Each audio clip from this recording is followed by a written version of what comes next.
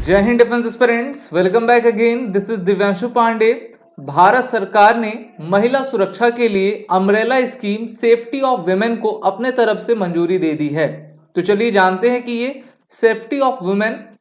Implementation programme क्या रहने वाला है, जिससे कि भारत की नारियां सुरक्षित रहेंगी। शुरुआत करते हैं आज के इस क्लास की। भारत सरकार यूनियन कैबिनेट की मीटिंग को अभी प्रधानमंत्री के द्वारा चेयर किया गया था, जहां पर उन्होंने मिनिस्ट्री ऑफ होम अफेयर्स की मेजर रिकमेंडेशन को अब अपने तरफ से अप्रूवल दे दी है। ये मेजर रिकमेंडेशन मेनली आपके umbrella scheme safety of women से संबंधित थी, जहां पर इस स्कीम का टोटल कॉस्ट 1179.72 करोड़ रुपीस आ रहा है और ये प्रोग्राम 2021-22 से लेकर 2025-26 तक के पीरियड तक आपका चलाया जाएगा। वैसे तो जो भी महिला सुरक्षा से संबंधित नीतियां होती हैं उसको लगातार चलाया जाता है और जो आपकी टोटल फाइनेंसिंग उसमें की जाती है उसका पीरियड 5 साल का रखा गया है। इसमें से 885.49 करोड़ रुपीस एमएचए को उनके बजट से प्रोवाइड किया गया है और जबकि 294.23 करोड़ रुपीस आपका फंडेड किया जाएगा निर्भया फंड से, जिससे कि सभी स्तर पर जो है नारियों की सुरक्षा की जा सके। सेफ्टी ऑफ वुमेन एक मेजर कंसर्न रहता है, जिससे कि हम भारत के सभी इलाकों में महिला सुरक्षा के लिए कार्य कर सके और जो भी लॉ को डिमिनिश करने की कोशिश करेगा उसके ऊपर स्ट्रिंजेंट एक्शन आपका ले सके और इसके माध्यम से effective delivery of justice, redressal complaint timely manner में हम कर सकें और इंस्टीट्यूशनल सपोर्ट उनको विक्टिम्स को प्रोवाइड करवा पाएं और पूरी कोशिश रहे भारत सरकार की, एमएचए की, स्टेट की, यूनियन टेरिटरीज की कि वो इसके लिए निरंतर आपका प्रतिबद्ध रहें। गवर्नमेंट ऑफ इंडिया के द्वारा जो अभी प्रपोजल आपका रखा गया और इसको जो प्रपोज करके अप्रूव किया गया है उसमें बहुत सारी बातें कही गई हैं, जैसा कि इसमें 112 इमरजेंसी रिस्पांस सपोर्ट सिस्टम 2.0 लाया गया है, जिससे कि अगर किसी भी ऐसे विशेष परिस्थिति में किसी महिला को आपका जरूरत पड़ेगी तो इस नंबर को डायल करके जो है अपना ERSS सिस्टम से अपने जो भी कंसर्न है उसको रिड्यूस कर पाएगी। Upgradation of central forensic science laboratories including setting up of national forensic data centre, तो नेशनल फॉरेंसिक डेटा सेंटर बनाया जाएगा। सेंट्रल फॉरेंसिक साइंसेज जो लेबोरेटरीज हैं उनमें अपग्रेडेशन आपका किया जाए, जिससे कि इंपॉर्टेंट जो टेक्नोलॉजी से रिलेटेड इक्विपमेंट्स हैं हमारे जो लैब में कार्य करने वाले लोग होते हैं उनको दिया जा सके। इसी के साथ strengthening of DNA analysis, cyber forensic capacity, state forensic science laboratories का निर्माण करना, साइबर क्राइम प्रिवेंशन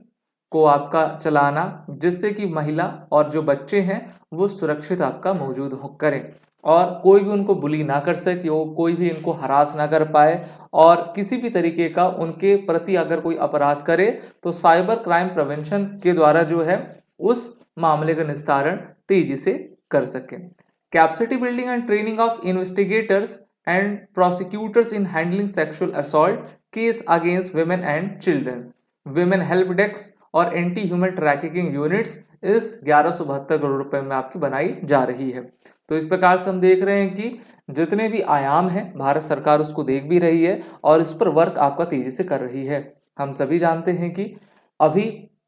के दौर में जहां पर टेक्नोलॉजी इतनी हाई है तो उससे उस टेक्नोलॉजी का सदुपयोग करके हम क्राइम को तो रोकें, लेकिन हमको ये भी चाहिए कि इस टेक्नोलॉजी के माध्यम से जो भी गलत काम कर रहा है उसके प्रति जो है हम एक निरंकुश नीति को अपना सकें। ऑब्जेक्टिव इसका यही कि भारत सरकार चाहती है कि स्टेट और यूनियन टेरिटरीज के साथ ये वुमेन सेफ्टी के जितने भी ऑब्जेक्ट्स हैं, प्रोजेक्ट्स हैं, उनको लेकर आपका आगे बढ़ती जाए और हम एक ऐसा मैकेनिज्म आपका इवॉल्व करें जिससे कि इंटरवेंशन और इन्वेस्टिगेशन क्राइम केसेस में हो सके और चाहे महिला हो या फिर बच्चे हों उनको हायर एफिशिएंसी इन्वेस्टिगेशन प्रोवाइड करके उनको सेफ हम महसूस करवा पाएं। Safety and security of women and girls Bharat में अगर हम देखें तो ये पुलिस एंड पुलिस ऑर्डर के तहत आता है और हमारा जो कॉन्स्टिट्यूशन है उसके 7वें अनुसूची 7th शेड्यूल का भी आपका भाग है और इसमें हमारी मेनली जो स्टेट्स होते हैं वो रिस्पॉन्सिबल रहा करते हैं वुमेन